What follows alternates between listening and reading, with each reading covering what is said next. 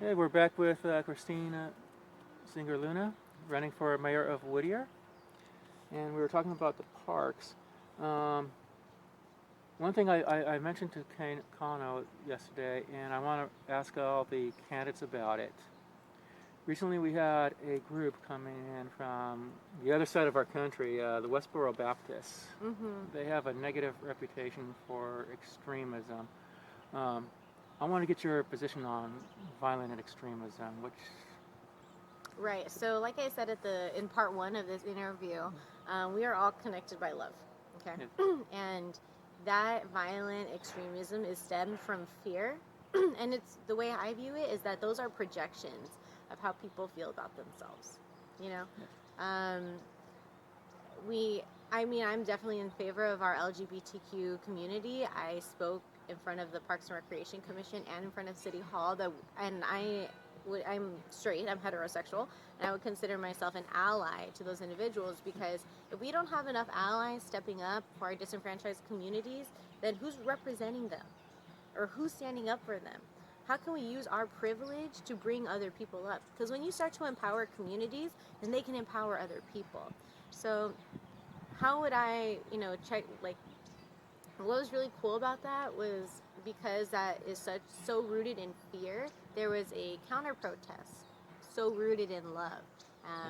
Brought on by the pride groups and brought on by Whittier College students, and um, I feel that as long as there's more individuals that are in favor of peace and love, and I know it sounds very hippy dippy or whatever Right. it is, but That's the that's the language you have to truth. use, though.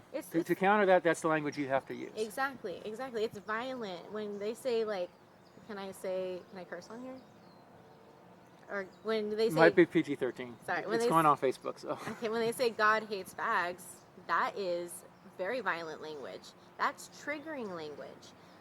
Even just listening to individuals sharing like they don't even feel comfortable holding hands with their partner walking down Greenleaf Avenue.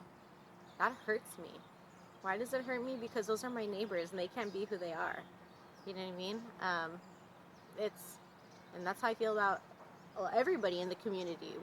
And that's another thing is like whether you've lived here 2 days or 20 years, you're still my neighbor. That's how I feel, and that's how I approach things. So, um, It's obviously, interesting because at least the question of, well, if you're afraid to be yourself, are you really free in a country that's supposed to be a free country? right, right. You're not free if you can't be yourself, right? Um, which is very, and then that can bring us to homelessness. Are people really free Right. if they're made to take Because services? when I was growing up and my parents were growing up, we were always taught a saying that if you're American, then you have a responsibility to help those who can't help themselves, speak for those who can't speak for themselves, and defend those who cannot defend themselves. Yeah. But today, does it seem like we've gotten away from that? I do agree. I mean, I do and I don't agree, right? I think that we see a lot of the negativity in our face, like on these various platforms, right? We don't see enough positivity, but when we're out in the streets, I see positivity all the time. I do, but those people aren't gonna go and Well, comment, "Oh, these are all the good things I'm is, doing." is do you think that might be part of the issue? Is that so many people are spending so much time online on social media and less time out in the real world talking to actual people in real life, doing things in real life, participating? Yeah, I do agree. One thing that I don't remember who said it at the forum, the League of Women Voters. I don't even remember if it was during the mayoral term or during the district candidate part. But someone said, "Oh, how often do you talk to your neighbor?" I mean, I talk to all of my neighbors, but that's just me. That's a different kind of a situation. Like when I was canvassing,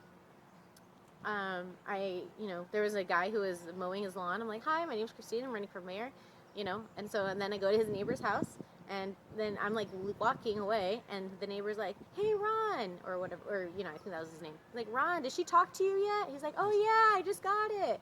And it's like that's so cool, because then these neighbors are talking to each other about who they think should lead the city. Um, but yeah, we do great efforts to bring people out into the community. Um, and so we just need to, I just think that once we kind of bring everybody, like we bring more of a focus on bringing people together, then, like I said, if you empower an individual, they can empower their community. Like, I love that there are neighborhoods that do 4th of July block parties. Like, that should happen in every neighborhood. You know, I shouldn't have to leave my neighborhood to go to Walnut Street. Now, and would that be something that the city could help push for that, to encourage neighborhoods to do something like that? I definitely think it's an idea, and thank you for bringing that idea to my attention, because I may mention that at the next Cultural Arts Commission meeting. Because what we can do, what I believe the city can do, is grant permits. Yes. I mean, this would be a great place for one. Yeah, exactly. But then, you know, you need to have somebody who wants to organize it. You need to have people that want to participate as a whole. You know, the city already does the 4th of July Spectacular at York Field. So I feel like that's cool for them to have that responsibility. But if, you know, neighbors wanted to have a huge potluck here with everybody who lives here, that takes work. It takes door knocking and saying, hey, my name is so-and-so, and I live in that apartment right there, and I want to have a 4th of July block party. Would you sign my petition so I can get, and then would you come? You know, there are neighborhood parties all the time. And that's one of the charming things about Whittier, is that, like, I house sit right for people. Yes. So in the Whittier College Hills, it was very charming when a woman who's probably in her 60s came over. She's like, hi, do you live here? Like, oh, you know, I'm house sitting, whatever. And she's like, okay, great. Well, you know, we always have this party. We've been having it for the last 22 years. I wanted to personally invite you. So great. You know, I'm glad you guys are not here in the neighborhood, blah, blah, blah. You know, what happened to that? So we should probably bring that back a little more. And then I'm actually going to bring that up to the commission and be like, what can we do? Because they're part of the Cultural Arts Commission, is part of Parks and Recreation. Okay. I want to take a turn to finance. Got it. We're in what some have described as a financial crisis, because our books are in the red, what we're being told. This is the first time that this has happened, but the council wasn't able to do anything about it. Previous times, like the last time I ran, just before I ran, they said that we had a deficit. And then right when the election time started, they said, oh, well, we magically made the deficit go away. And you have a pretty high score here of 2.82. So a lot of people trust you when it comes to finance also. How would you address the issue of the deficit? Because every year, it seems like every year it ends with a deficit where the city council's having to scramble to try to find money to cover it. And this is the first year they weren't able to do that, because the previous years they did it at the last minute. This year they tried to do it at the last minute and it didn't work. What would you change about that? So I've actually gone to the budget meetings for the last 2 years, and where they end up taking that money out of is a rainy day fund that we used to have a surplus with the car industry, right? The auto industry here. So we've lost $6 million. And so every year that I've gone to the budgeting meetings, the deficit gets bigger every single year. So we're not specifically in the actual red right now, but we are working on a deficit. And, you know, that means that we're eating away into our surplus, correct, basically. Correct. So pretty soon we won't have a choice, but if we don't do something soon, then it won't be long before we do have to start making those cuts that they've been talking about, and then all of a sudden they decide not to do it because they just pull more money out of the rainy day fund. Right, and that fund is dwindling really, really fast, due in part to, you know, pensions, due in part to losing the auto industry. But I think the important thing to remember here is we cannot blame anybody, right? We can't blame any specific entity, whether it's the council, whether it's the auto industry, whether it's Whittier PD, whatever. We shouldn't put the blame on anybody. Okay, that's just how I feel about that. So now we have this deficit crisis. Now what do we do? Okay, let's look at how we are spending our dollars. Specifically, and like, I know that the majority is staffing, and I feel that we should have city park workers. I think that you know, I was in favor of keeping the city park workers when about 20 of them were going to be kicked out and they were going to be replaced by a private industry. I don't think we should be replacing our workers with private industry. I mean, when we contract with private entities, I mean, how much are we really saving?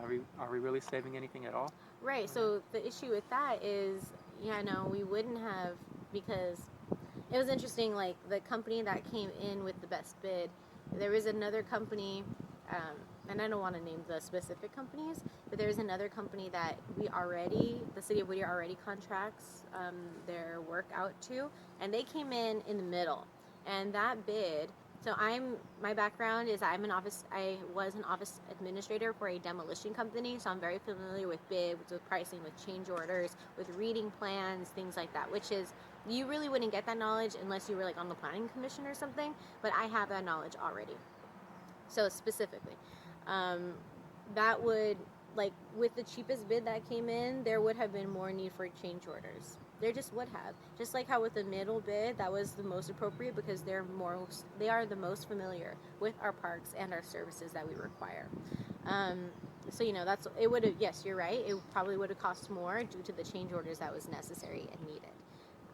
But again, it's looking at, are we doing things smart? Are we doing things efficient?